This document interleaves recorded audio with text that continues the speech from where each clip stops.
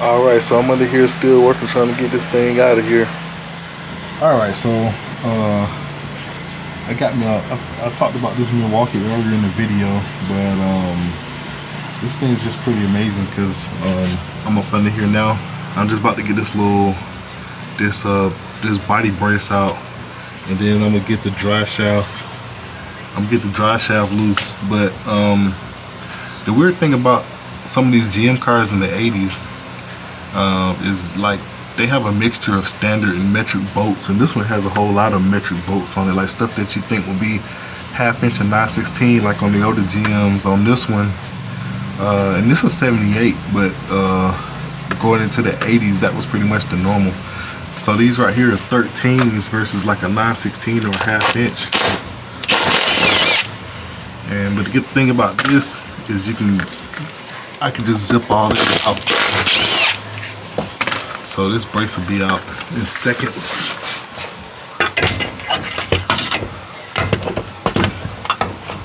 So this pipe is trying to give me a little bit. There's some trouble. So that's why I end up cutting the pipes out. Just pretty because I can get this cross member and stuff out like that. So that's out there. And the drive shaft back here. So I've already got the transmission in neutral. Actually, like a lot of the stuff, I mean, I've got a lot of stuff disconnected. Got the starter out. Got the torque converter back. You saw me earlier zip one of those torque converter bolts out of there. Get over here to the dry shaft. But I noticed on the dry shaft that these are the only socket that I could get to fit precisely was 11mm. So it's an 11mm gear wrench socket. And I've already got the transmission in neutral, so all I gotta do is I can rotate it where I need it to be and zip these out.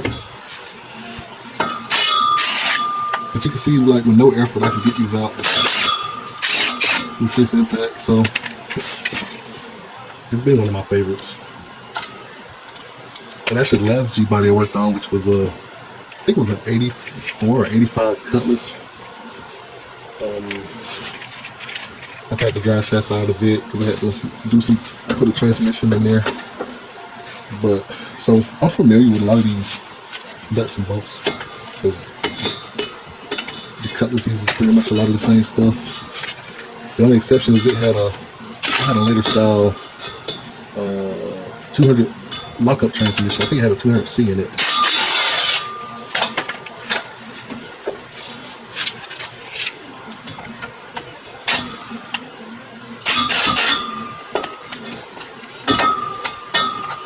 This one I want me to get on there good. Somebody might have already kind of stripped it out. So I might have to get a hammer and tap that on, but oh, it's going. It's good. There we go.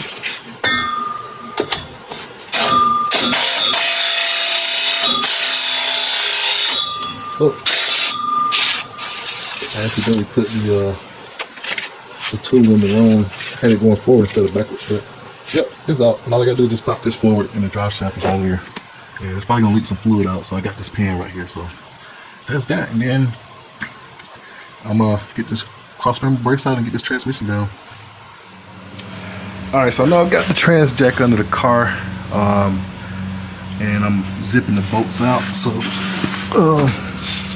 some of these are a little tricky to get. I'm about to get maybe a universal or something, or maybe a longer extension to get that middle one, the one that's right here. But to get that one, but the one at the top, I should be able to get that one.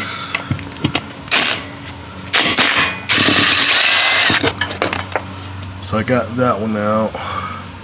Got two over there, and then this right here, I'm probably just gonna let this one be last, and then I'll be able to get this thing out. So this is the other, the passenger side of the car. So I've got access to this bolt on the bottom,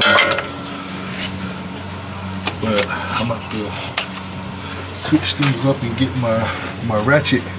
All right, so I just put together this right here, this 1/2-inch drive with extension and the universal and a 9/16 socket. So I was able to get up in here and break, basically put this up in here like this and break that one bolt loose that was hard to get to. A lot of the other ones I can get with my cordless impact, and I had to break one earlier loose on the other side.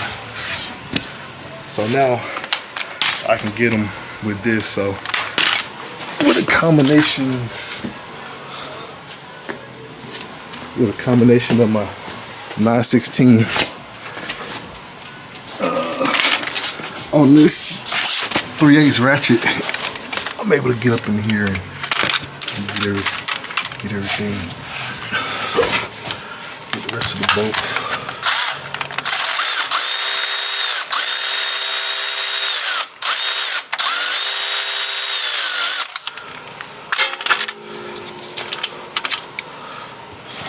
Here's this little harness, goes through this little harness pipe here. So we got that one out. I probably could just leave it in there for now. So got that out. Yeah. Get this other joker out of here. So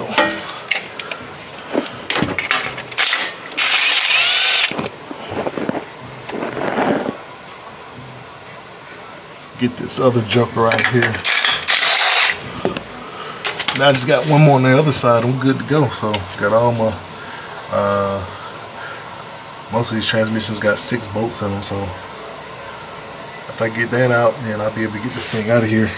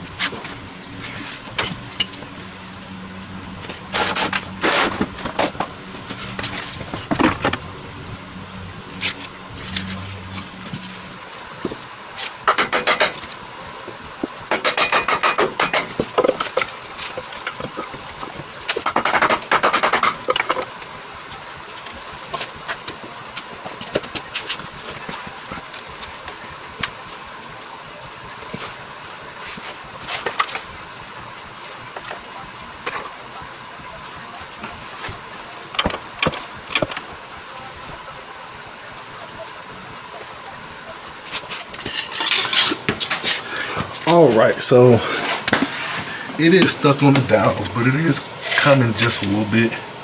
Like as I jack it up and down, it kind of comes a little bit, but there's a little minuscule, there's a little bit of a crack, like a slight or a minuscule crack between the bell housing and the engine block. So I can kind of get in there with a screwdriver and pry it out.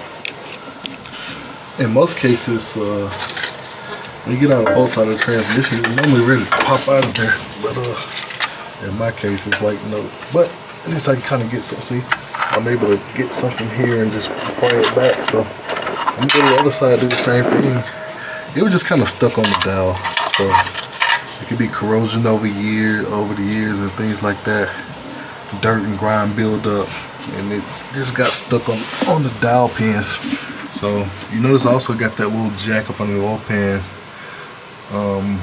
just to kind of support it so the engine doesn't drop too low or tilt too low. So even though I'm wiggling it, it's still kind of stuck on the other. So if I get to the other side, do the same thing, it should pop right out.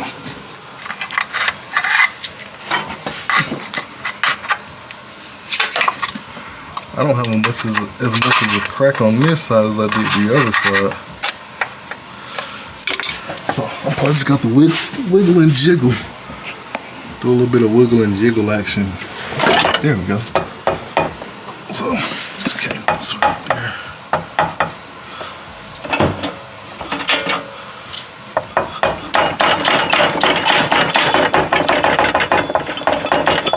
Alright, so it's finally loose. So what happened is the process of getting the dial on, getting it loose on this side, I thought that was good. It got stuck on the dial again on the other side. So I basically had to go over there and basically pry it off again. And I also had to tilt the jack just a little bit, just kind of help me out. So right now some of the fluid is draining.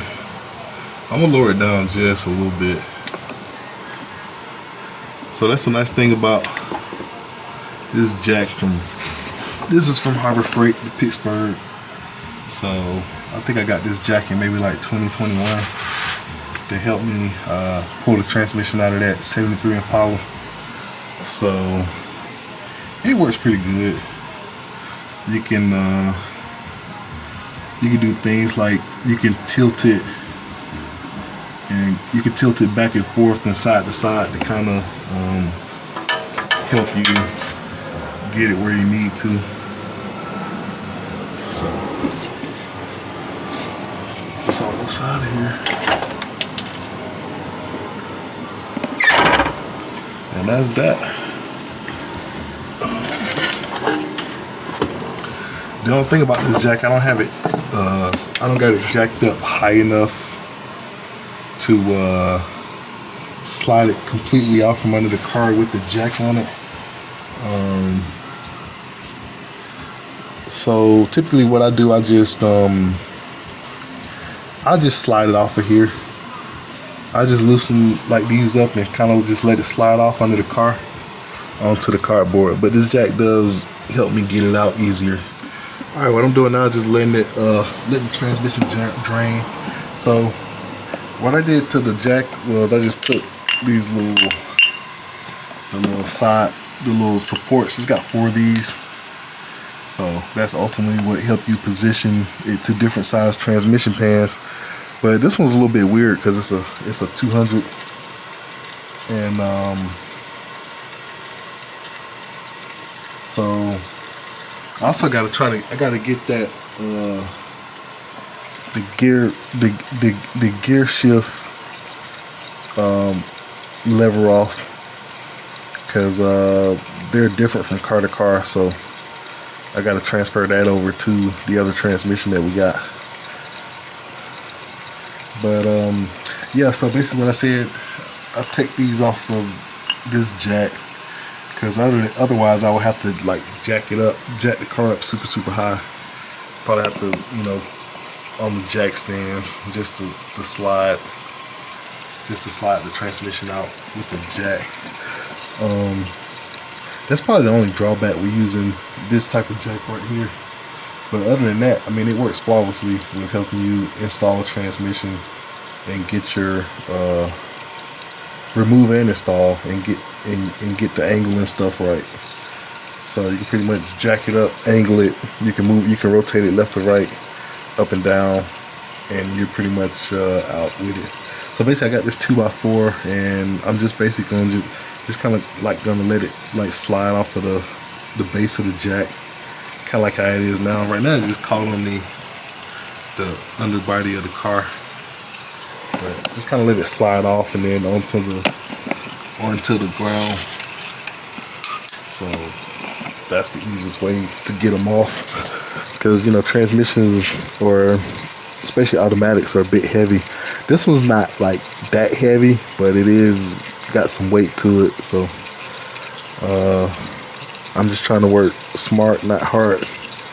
So the ideal thing is to have a lift and to not to be on the ground with jack stands. So hopefully someday in the future I can have me a garage in my future backyard where I can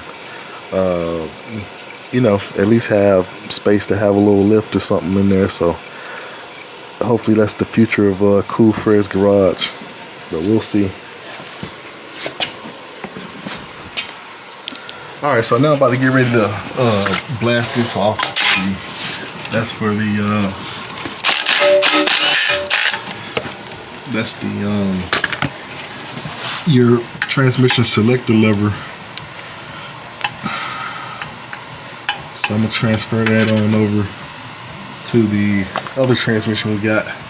And as you can see, the mount coming out, the transmission mount on that cross brace over there, I got it sitting over there. So as I was taking the cross brace out, this thing just crumbled apart and just fell apart. So that's one reason you want to get all new engine mounts, transmission mounts, and all that stuff, because over time these things they just deteriorate, especially if you got any oil or transmission leaks. That stuff eats up that rubber. All right, so that's the transmission over here. So this is a built 350 transmission. So I'm just gonna take this right here and just the other thing is I gotta make sure I put it in the right way.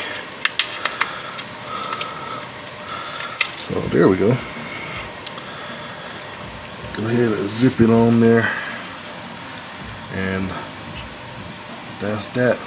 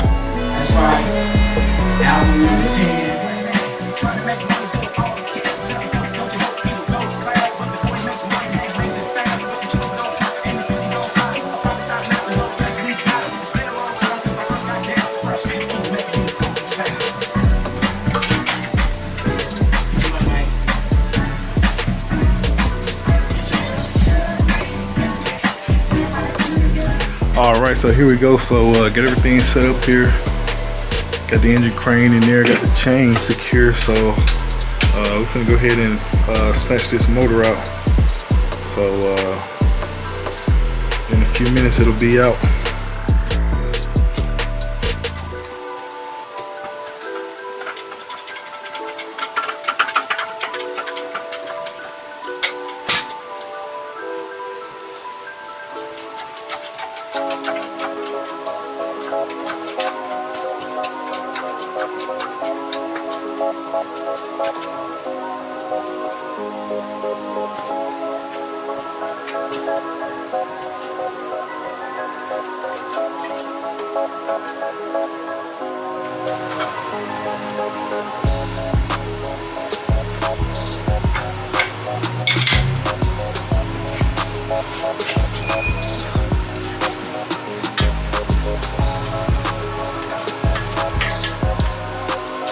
Alright, so what I'm actually doing now, I'm adjusting the chain link. So instead of having it tilting this way coming out, it's gonna be a little bit more level but up this way. So that's pretty much what I'm doing. As you see a second ago, I was starting to pull it out. It was coming out just fine. I just want to get it at a different angle.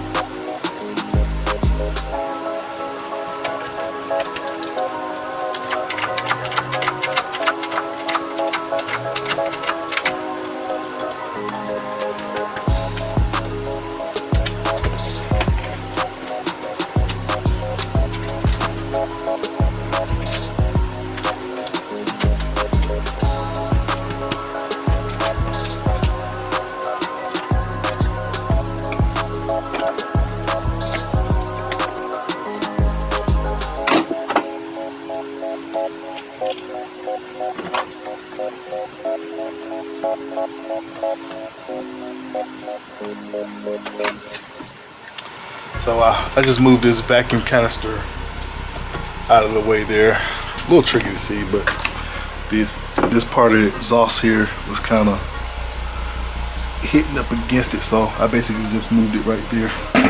Got it out of the way.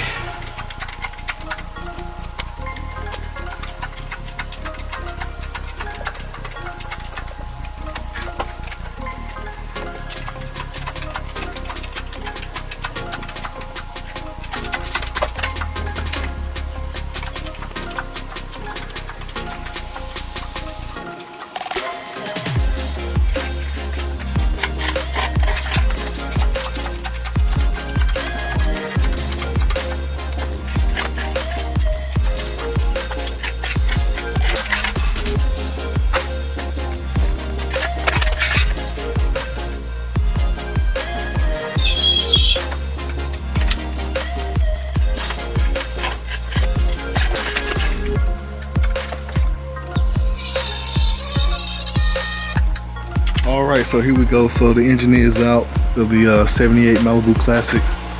So we start getting things cleaned up and putting new motor mounts in, and then we'll start getting the new engine in there in a little bit.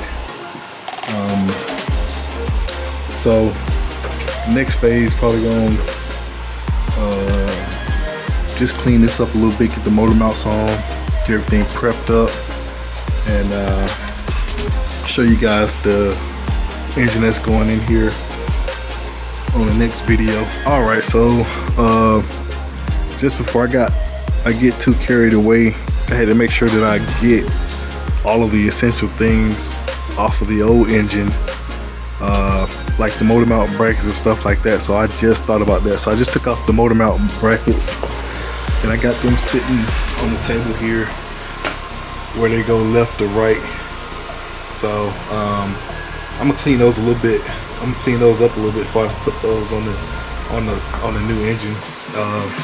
Another thing, the oil pressure sending unit. I'm gonna get this off of here too. So reason for that, because I'm gonna hook the factory gauge back up. Plus he's got some aftermarket gauges. I'm just gonna get a T-fitting. That way we can use both of them.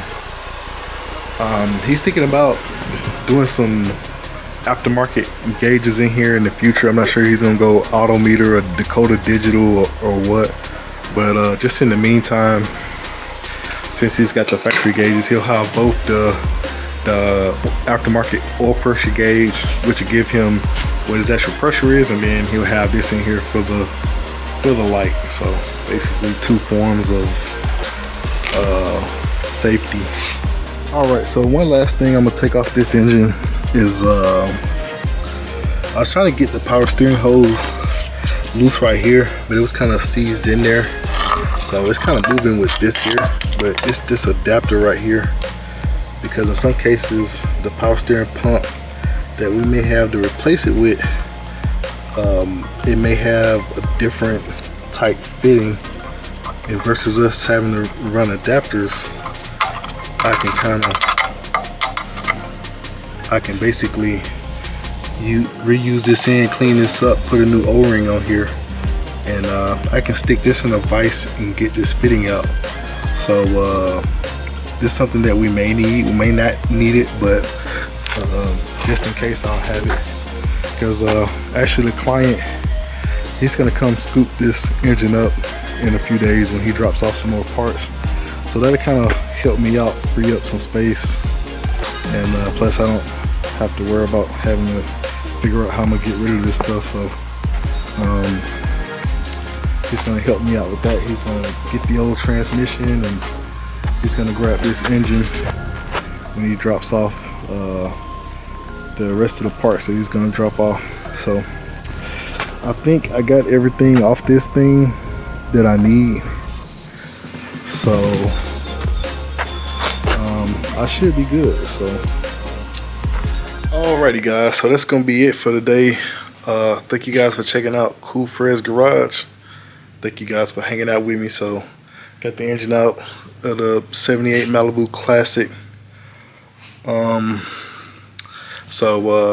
Like the video, subscribe to the channel. Next time I'm gonna do a little bit of cleaning things up like I mentioned before, and I get those motor mounts on the frame of the car. Then I'm gonna start prepping the new engine. So just to give you guys a sneak peek right here, so the engine that we're putting in there is right there on this stand here. So we'll talk about that probably next video, or you know, when I'm starting to kind of get it going back in. But I just got a few things to kind of prep. I got a few prep things to do to this, like I gotta put like the coolant like on the intake manifold, gotta put the plugs in on the cylinder head and stuff like that, and kind of map out where some of the temperature sensors and stuff is going. So I got a little bit of prep work to do to that, but we'll talk about it next video. So take it easy until next time. You guys be safe, and have a good rest of your day. And for me, it's Saturday, so I'm gonna go in and chill out for the rest of the day.